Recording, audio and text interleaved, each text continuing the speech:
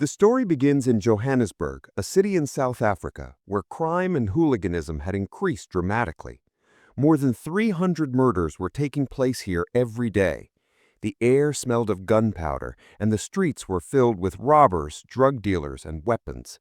Every attempt to stop these criminals had failed. But then everything changed when the government of Johannesburg launched the world's first robotic police force, known as the Scouts.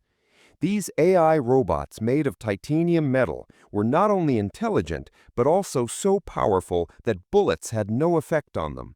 They would fearlessly storm into criminal hideouts with their chests puffed out and kill the criminals without any trial. Within a few years, crime in the city dropped to its lowest point. Corruption was greatly reduced, and the robotic police force earned a good reputation in the hearts of the people. As fast as the crime rate fell, the name and fame of the company that created the robotic police, Tetraval, also skyrocketed. However, some people in the city were still afraid. Their biggest concern was, what if a criminal managed to hack the robotic police force? A robot in the wrong hands could destroy the entire city. But Michelle Bradley, the CEO of Tetraval, came up with a solution to ease the public's fear. She introduced the bulletproof guard key system. The guard key was a small USB-like device that was the only way to access the software and systems of the robots. Only with this guard key could the robot's programs be accessed or updated. This guard key was kept under top-secret security inside Tetraval's laboratory. Without it, no hacker could change the robot's code or control it with their own commands. The creator of the robotic police was Tetraval's most brilliant scientist, Dion Wilson, who had become famous around the world for his work. However, up to this point, the Scout robots were just programmed soldiers. They blindly followed the commands written by humans. They couldn't think, and they couldn't ask questions. But Dion had a different dream. He wanted to create a robot that had its own mind, one that could ask questions, dream, feel emotions, and have fears. In other words, a living AI robot. Dion was working day and night to fulfill this dream. However, there was one employee at Tetraval who was completely against the idea of AI. His name was Vincent Moore. He was the lead weapons designer at Tetraval and also an ex-military soldier. Vincent believed robots should not have the ability to think or understand. They were made only to follow human orders, not to think. With that belief, Vincent built a giant war robot called Moose. Moose had no thinking or decision-making ability of its own. To control Moose, Vincent created an advanced neural transmitter device. This neural device looked like a helmet. When someone wore it, their brain connected directly to Moose.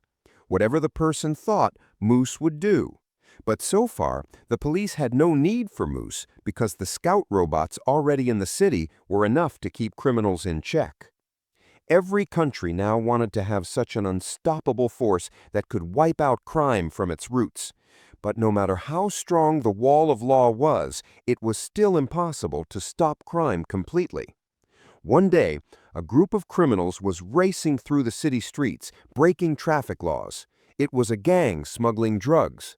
They were trying to escape from the robotic police. The gang was led by a man named Ninja. After evading the police, they arrived at the hideout of a dangerous gangster named Hippo, where they were supposed to deliver the goods. But Hippo was a madman. When he saw that all his goods had been destroyed in the police encounter, he immediately shot one of Ninja's men and then pointed the gun at Ninja's face. Ninja started begging for his life. Hippo gave him just 7 days. In those 7 days, Ninja had to pay him back 20 million rands. Although this was nearly impossible for Ninja, he agreed in order to save his life. Then suddenly, a unit of robotic police arrived behind Ninja and attacked him. A fierce battle broke out between gang and the robotic police. Gunfire erupted. The robotic police were selectively killing members of Hippo's gang, but the gang's bullets had no effect on the robots. Meanwhile, one robot broke down a door while searching for Hippo and entered the building. It saw Hippo ready with a rocket launcher. He fired the rocket directly at the robot. The robot was thrown away by the blast and went offline due to the rocket attack. Taking advantage of the situation, Ninja escaped with his companions, and Hippo also managed to flee. Even though they got away, this was still a big victory for the security department. The robotic police had made life very difficult for criminals in the city. Pleased with the success, the police department ordered the Tetraval company to build 100 more AI robotic police units. All the company employees were overjoyed and congratulated Dion for this achievement. But in the middle of this happy moment, no one noticed that Vincent's heart was burning with anger and jealousy. His robot Moose was still not approved for launch because building Moose was much more expensive than building Scout robots. Now Vincent wasn't getting any funds to upgrade Moose, and this made him grow bitter toward Dion and his robotic police. Meanwhile, Ninja returned to his base with his companions after narrowly escaping the police. They had gotten away from the robotic police, but when Ninja learned that Hippo had also survived, his problems got worse. He now had only 7 days. If he didn't repay Hippo, he was sure to be killed. But 20 million rands was not a small amount. Then, his partner Yolandi gave him a dangerous idea. The plan was to rob a money transport car headed for the bank. If everything went well, they could get about 500 million rands. But Ninja's biggest concern was the robotic police, because the money truck would be under their protection. However, Yolandi believed that no matter how powerful the robots were, they were still machines, and every machine can be turned off if you have its remote. Ninja liked Yolandi's idea. Now all they needed was someone who had control over the robots. They began searching for the person who had access to the robot control system. Soon, they found information about Dion on the internet, the same engineer from Tetraval who had created the robots. On the other hand, Dion had just achieved the biggest breakthrough of his life. After thousands of failed attempts, he had finally created a high-level AI that could think, feel, and make its own decisions like a human. Dion himself could hardly believe what he had done. He quickly saved the program on a hard drive and rushed to the company's lab. He told CEO Michelle that he had created the world's first true AI robot. He explained that this AI could not only think independently, but also appreciate music and art just like a human. Dion also mentioned that there was no need to build new robots for the program. It could simply be installed into the existing robotic police units. But after hearing all this, Michelle laughed. She wasn't interested in Dion's AI program because her company was already making huge profits from the current robotic police. In that situation, she didn't want a robot that couldn't be fully controlled. She rejected Dion's project. Disappointed, Dion returned to his cabin. But he wasn't ready to let his AI program go to waste. He had to install it into a robot at any cost and prove to the world that a machine could think and feel like a human. At that very moment, an idea struck him. The same robot that Hippo had destroyed with a rocket launcher was now junk and about to be recycled. Dion made a decision. He quietly went into the lab, gathered the remaining parts of the robot, picked up some necessary spare parts, and most importantly, stole the guard key, which was required to reprogram the robot. Dion unloaded all the robot parts, the hard drive, and the guard key into his van and quietly drove home. But he had no idea that Ninja and his companions were already watching him. As soon as they got the chance, they stopped Dion's van on the road, kidnapped him by force, and brought him to their hideout. Ninja started beating Dion and tried to force him to tell how the robotic police could be turned off. Dion replied that the robots had been programmed to always stay on. They could not be turned off. Hearing this, Ninja became even furious and beat Dion more badly. But then his companion, America, stepped in and stopped him. He pulled Ninja away. While this was happening, Yolandi noticed the inactive robot lying outside in the van. She got an idea. Why not reprogram this robot so that it would obey them and work for them? Ninja liked Yolandi's idea. If the robot followed their orders, they could become the most powerful gangsters in the city. Ninja and Yolandi went back to Dion. Ninja looked at him with anger and said in a threatening voice, "You will reprogram the robot in your van. From now on, it will work for us." Dion was terrified, but he gathered some courage and replied, "Right now, that robot is useless, but I have an AI program. If it works, you can train it however you want." This program will allow the robot to think and understand like a human. At first, it will be like a child, innocent but sharp-minded, and its learning speed will be faster than any human. All it needs is someone to teach it what's right and wrong, and I will teach it. However, Ninja thought that Dion was just pretending. In anger, he picked up his gun and got ready to kill him. Shivering with fear, Dion pleaded, "Please try to understand. You can never stop a robot or gain direct control over it. The method I'm telling you is the only way to bring a robot under your control. Please believe me, I don't want to die." Ninja paused for a moment, then finally agreed to give Dion a chance. Dion immediately began assembling the robot. While working, he explained that every part of this robot was plug and play, meaning any spare part could be directly connected without needing wiring. Hearing this, a question came to Yolandi's mind. She asked if it could be repaired. Then why were you people destroying it? Dion took a deep breath and replied, "Because of its battery." When the rocket hit, the battery got stuck to the body. Now it can neither be changed nor recharged, and with the battery left in it, this robot can survive for only 5 more days. Hearing this, Ninja became furious. His hopes were shattered. Still, Dion inserted the guard key into the robot's head, installed his program, and turned it on. It was as if a soul had entered the robot. Like a child, it became scared seeing unfamiliar people around and ran to hide in a corner. Seeing the AI he had created come to life, Don was overjoyed. His eyes sparkled with excitement and pride filled his heart. But on the other hand, Ninja became irritated by the AI. To him, it looked like a stupid, scared child. Yolandi calmed Ninja down and sent him outside.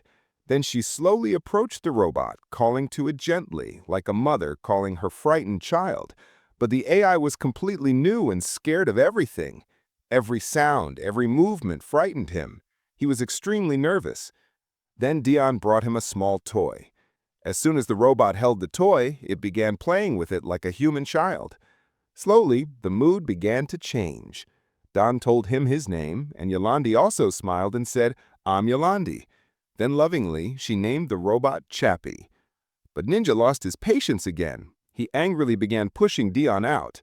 Trying to control himself, Dion explained, "If you want Chappie to become perfect, you'll have to train him every day and teach him human behavior. Only then can he become a fully intelligent AI." But Ninja didn't listen. He didn't let Dion stay there even a moment longer and threatened that if he was seen there again, he would be killed. Dion ran away in fear. He didn't even get the chance to remove the guard key from Chappie. The next morning, Chappie came out with a spark of curiosity in his innocent eyes. At that time, Ninja and Yolandi were still sleeping. For Chappie, this house, the people, the walls, and the scattered items, everything felt like a new mysterious world. He was trying to understand, feel, and accept it all with his young mind. Then suddenly, Ninja came to him and forcefully began teaching him how to fire a gun. Chappie now had only 4 days left to live. Ninja wanted to train him before that so he could help with the robbery, but the innocent Chappie began trembling just from the sound of the bullet. His eyes showed fear and the confusion of not being able to understand. Yolandi just came then and stopped Ninja. She said, "Chappie is still a child. Until his brain develops properly, we need to treat him with love." Ninja stayed quiet for a few seconds, then walked away angrily, stamping his feet. Meanwhile, on the other side, funding for Vincent's war robot project had been stopped. He was furious with Dion. Everywhere people were praising Dion's robotic police, and Vincent couldn't bear it anymore. He decided to destroy Dion's robotic police. But for that, he needed the guard key. When he went to get it, he was shocked to see that the guard key was missing. At the same time, Dion arrived at the office clearly broken and stressed. Vincent immediately sensed the fear and restlessness in him. He suspected that Dion had stolen the guard key and was up to something. Later, Dion left with his van. Vincent quietly followed him. Dion once again reached Ninja's hideout to meet Chappie. By that time, Yolandi and her partner America had molded Chappie in their own ways. Chappie now talked like a gangster and saw Yolandi as his mother. Don was shocked to see this new version of Chappie. He told Chappie that he was the one who created him. Dion strictly told Chappie to stay away from crime and gangster life. He gave him a good storybook so that Chappie could learn positive things and grow up to do something big and noble in the future. After that, Dion started teaching Chappie how to paint. During this time, Vincent saw Chappie with Dion. He was stunned. He realized that the guard key was still inside Chappie. Vincent had to get the guard key at any cost. Without wasting time, he left Ninja's hideout. Meanwhile, Ninja returned. When he saw Chappie learning to paint, he became furious and fired a shot at Dion. But Yolandi quickly stepped in and saved Dion, pushing him out of there. Yolandi loved Chappie like her own child. She understood that Chappie had many abilities. It wasn't right to use him only for crime, but Ninja didn't understand this. All he could think about was saving his life from Hippo. During this time, Ninja got news that in exactly 2 days, a truck full of money would be heading to the bank. He had now very little time. At any cost, he had to get Chappie ready for the robbery. To toughen him up, he took him and left him among a group of drunk boys. Chappie's mind was still like a child. He got scared. Those boys thought he was a robotic police and attacked him. They beat Chappie brutally and even threw a Molotov cocktail at him. The innocent Chappie somehow escaped and ran away. Terrified and injured, he ended up near the railway tracks, alone, surrounded by silence and the smell of burning metal. Meanwhile, on the other side, Vincent was also searching for Chappie to get the guard key. Using the tracker installed inside Chappie, Vincent and his companions found him and launched an attack. They tried to remove the guard key from Chappie. When Chappie resisted, they cut off his hand. After getting the key, they began destroying him completely, but somehow Chappie managed to escape. He returned to Ninja's hideout in a broken and damaged condition. When Yolandi saw what had happened, she was heartbroken. She never imagined the outside world could be so cruel to Chappie. With America's help, she took care of Chappie and gave him a new hand. Now Chappie had realized how ruthless the world really is. If he wanted to survive, he had to become strong, smart, and intelligent, because this world wasn't made for innocent beings. Ninja took full advantage of Chappie's helplessness. He started teaching him how to use a gun. But Chappie knew that guns are dangerous and hurting people is a crime. Dion had programmed him to always stand against crime. However, Ninja and America were clever. They twisted Chappie's innocence into a game. They gave him knives and sharp weapons and told him lies, saying that when people are hit with these weapons, they don't die, they just fall asleep. Chappie, who was still just a child, believed them. Slowly, Ninja and America trained him and turned an innocent robot into a dangerous gangster. First, they taught Chappie how to hijack cars, then they involved him in petty thefts. They made him believe that he wasn't stealing, but simply taking back Ninja's stolen belongings from bad people. But Chappie had enough understanding to know that stealing money being delivered to the bank was wrong. He refused to commit that crime no matter what. This only made Ninja's problems worse. After some time, Ninja and America took Chappie to a gangster's hideout. They had gone there to exchange the cars stolen by Chappie for guns. At the same place, Chappie saw a dead dog. He didn't even know what death meant. Then Ninja came and told Chappie that he would die in a few days just like that dog, because Dion had placed him in a body whose battery would completely die soon. Hearing this, Chappie panicked. He didn't want to die. Taking advantage of Chappie's fear, Ninja told him that if he helped them steal the money, they would have so much cash that they could buy a new body for him in which he could live forever.